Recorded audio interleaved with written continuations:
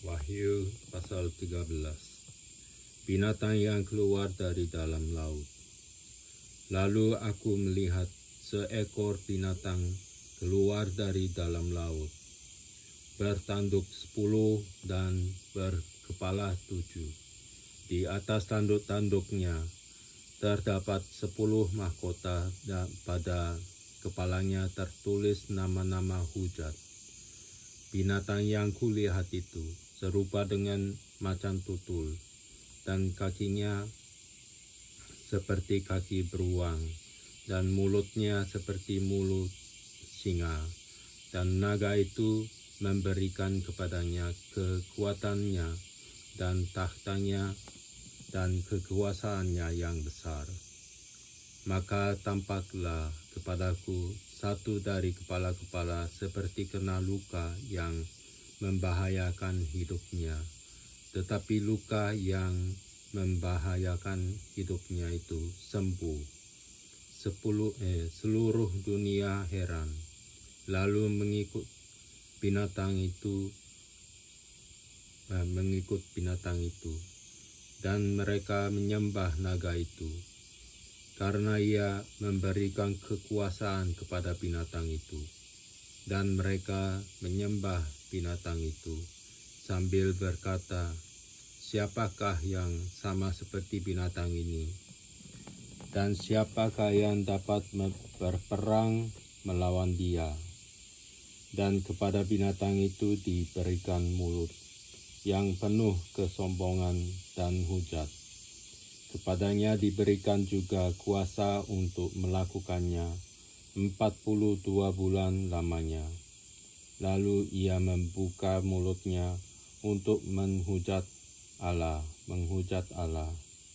menghujat namanya dan kemah kediamannya, dan semua mereka yang diam di surga. Dan ia diperkenankan untuk berperang melawan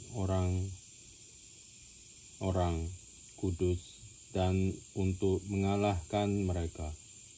Dan kepadanya diberikan kuasa atas setiap suku dan umat dan bahasa dan bangsa. Dan semua orang yang diam di atas bumi akan menyembahnya, yaitu setiap orang yang namanya tidak tertulis sejak dunia dijadikan di dalam kitab kehidupan dari Anak Domba yang telah disembelih. Barang siapa bertelinga, hendaklah ia mendengar. Barang siapa ditentukan untuk ditawan, ia akan ditawan. Barang siapa ditentukan untuk dibunuh dengan pedang, ia harus dibunuh dengan pedang. Yang penting di sini ialah ketabahan dan iman orang-orang kudus. Binatang yang keluar dari dalam bumi. Dan aku melihat seekor binatang lain keluar dari dalam bumi dan bertanduk 2 sama seperti anak domba, dan ia berbicara seperti seekor naga. Dan seluruh kuasa binatang yang pertama itu dijalankannya di depan matanya. Ia menyebabkan seluruh bumi dan semua penghuninya menyembah binatang pertama, yang luka parahnya telah sembuh. Dan ia mengadakan tanda-tanda yang dahsyat, bahkan ia menurunkan api dari langit ke bumi di depan mata semua orang. Ia menyesatkan mereka yang diam di bumi dengan tanda-tanda yang telah diberikan kepadanya untuk dilakukannya di depan mata binatang itu. Dan ia menyuruh mereka yang diam di bumi supaya mereka mendirikan patung untuk menghormati binatang yang luka oleh pedang, namun yang tetap hidup itu. dan kepadanya diberikan kuasa untuk memberikan nyawa kepada patung binatang itu, sehingga patung binatang itu berbicara juga dan bertindak begitu rupa, sehingga semua orang yang tidak menyembah patung binatang itu dibunuh. Dan ia menyebabkan sehingga kepada semua orang, kecil atau besar, kaya atau miskin, merdeka atau hamba, diberi tanda pada tangan kanannya atau pada dahinya, dan tidak seorang pun yang dapat membeli atau menjual selain daripada mereka yang memakai tanda itu, yaitu nama binatang itu atau bilangan namanya. Yang penting di sini ialah hikmat. Barang siapa yang bijaksana, baiklah ia menghitung bilangan binatang itu, karena bilangan itu adalah bilangan seorang manusia, dan bilangannya ialah 666. Pasal 14, anak domba dan pengikutnya yang ditebusnya. Dan aku melihat, sesungguhnya anak domba berdiri di bukit Sion, dan bersama-sama dengan dia 144.000 orang, dan di dahi mereka tertulis namanya dan nama bapanya. Dan aku mendengar suatu suara dari langit, bagaikan desau air bah, dan bagaikan deru guru yang dahsyat. Dan suara yang ku dengar itu seperti bunyi pemain-pemain kecapi yang memetik kecapinya.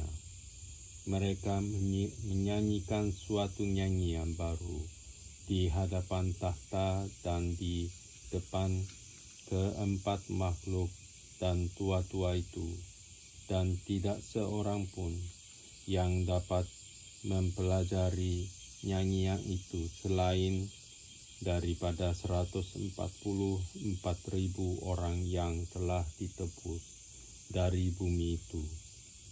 Mereka adalah orang-orang yang tidak mencemarkan dirinya dengan perempuan-perempuan, karena mereka murni sama seperti perawan.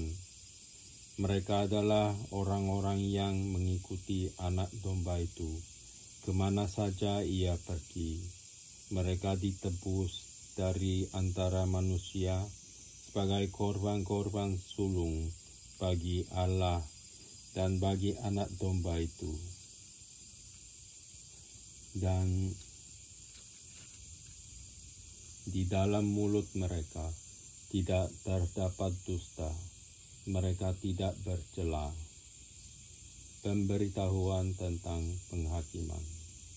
Dan aku melihat seorang malaikat lain terbang di tengah-tengah langit, dan padanya ada Injil yang kekal untuk diberitakannya kepada mereka yang diam di atas bumi, dan kepada semua bangsa dan suku dan bahasa dan kaum. Dan ia berseru dengan suara nyaring, takutlah akan Allah dan muliakanlah Dia, karena telah tiba saat penghakimannya, dan sembahlah Dia yang telah dijadikan langit dan bumi dan laut dan semua mata air. Dan seorang malaikat lain, malaikat kedua, menyusul Dia dan berkata, sudah rubuh Babel, kota besar itu yang telah memabukkan segala bangsa dengan anggur hawa nafsu cabulnya.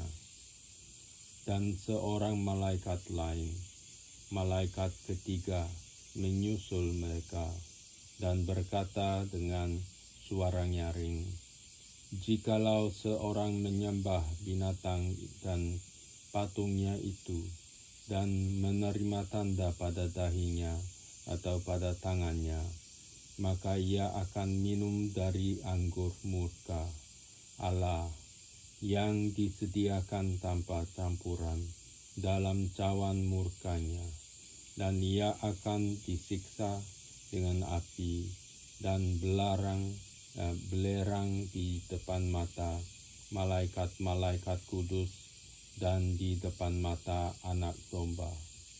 Maka asap api yang menyiksa mereka itu naik ke sampai selama-lamanya, dan siang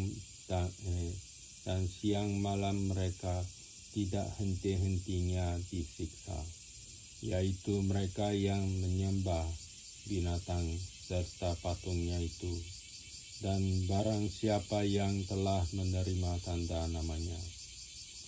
Yang penting di sini adalah ketekunan orang-orang kudus yang menuruti perintah Allah dan iman kepada Yesua. Dan aku mendengar suara dari sorga berkata tulisan, berbahagialah orang-orang mati yang mati dalam Tuhan sejak sekarang ini, sungguh kata Roh, supaya mereka boleh beristirahat dari jerit lelah mereka, karena segala perbuatan mereka menyertai mereka. Tuaian di bumi. Dan aku melihat sesungguhnya ada suatu awan putih, dan di atas awan itu duduk seorang seperti Anak Manusia, dengan sebuah mahkota emas di atas kepalanya, dan sebilah sabit tajam di tangannya.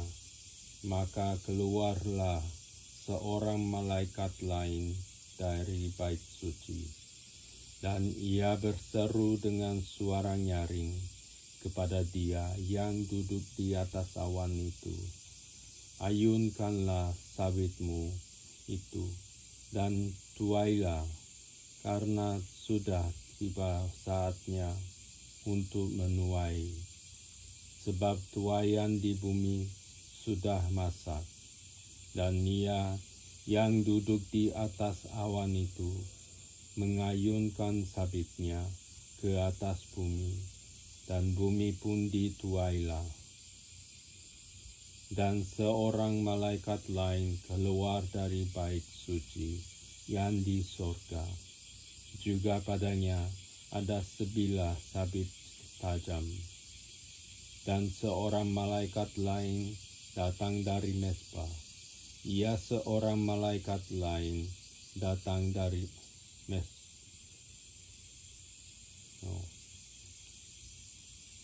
Mesbah.